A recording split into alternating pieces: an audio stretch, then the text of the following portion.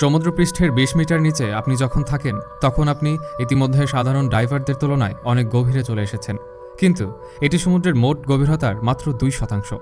২০০ মিটারে না পৌঁছানো পর্যন্ত আমাদের আসল যাত্রা শুরুই হয় না। এখানে দিনের আলো মিলিয়ে যায়। স্বাগতম টুয়াইলাইট জোন বা গোধূলি অঞ্চলে, যেখানে সূর্যের আলো নিভে যায়। হাঙররা তাদের সহজাত প্রবৃত্তি দিয়ে শিকার করে এবং স্কুইডরা জীবন্ত আলোর ঝলকানির মাধ্যমে একে অপরের সাথে যোগাযোগ করে। এই নিচে দৃষ্টিশক্তির জায়গা দখল করে নেয় মিটিমিটি আভা। এটি পানির চেয়ে বরং রক্তমাংস দিয়ে তৈরি কোনো ছায়াপথ বা গ্যালাক্সির মতো মনে হয়। ১০০০ মিটার নিচে আপনি প্রবেশ করবেন মিডনাইট জোন বা মধ্যরাত অঞ্চলে। পৃথিবীর ইতিহাসে একবারের জন্য কোনো আলো এই অন্ধকারে পৌঁছাতে পারেনি। এখানকার পানির চাপ অনেকটা আপনার বুকের ওপর ৫০টি জাম্বো জেট বিমান রাখার মতো ভয়ঙ্কর। ১৬০০ মিটার নিচে এই চাপ একটি শরীরের ওপর অনেকগুলো হাতির ওজনের সমান। তবুও এখানে জীবন টিকে থাকে। ডিনার প্লেটের মতো বড় চোখের দানবীয় স্কুইড আর মাথায় আলোর ফাঁদ নিয়ে ঘুরে বেড়ানো অ্যাংলার ফিশ, সবই যেন দুঃস্বপ্ন থেকে উঠে আসা এক একটি প্রাণী।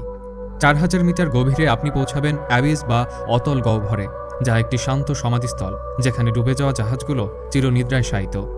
এখানেই পড়ে আছে টাইটানিক, যা ১৯১২ সাল থেকে অন্ধকার লোনা পানিতে সংরক্ষিত হয়ে আছে। ২০১২ সালে চলচ্চিত্র নির্মাতা জেমস ক্যামেরুন একা এখানে নেমেছিলেন এমন এক জগৎ দেখতে যা মানুষের দেখার কথা ছিল না। ৬০০০ মিটার নিচে আপনাকে স্বাগতম হেডেল জোন, যার নামকরণ হয়েছে পাতালপুরীর দেবতা হেরিসের নাম অনুসারে। আগ্নেয়গিরির মুখ দিয়ে পৃথিবীর কেন্দ্র থেকে ফুটন্ত খনিজ পদার্থ বেরিয়ে আসে।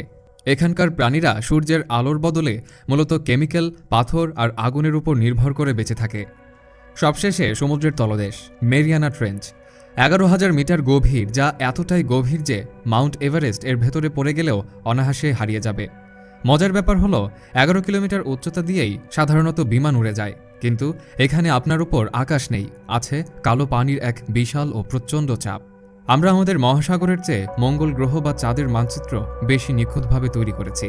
প্রতিটি অভিযান আমাদের নতুন এবং অসম্ভব সব কিছুর সাথে পরিচয় করিয়ে দেয়। সম্ভবত পৃথিবীর সবচেয়ে অদ্ভুত সব প্রাণীরা এখনও আমাদের নিচেই অপেক্ষা করছে, একেবারে নিস্তব্ধ গভীরতায়।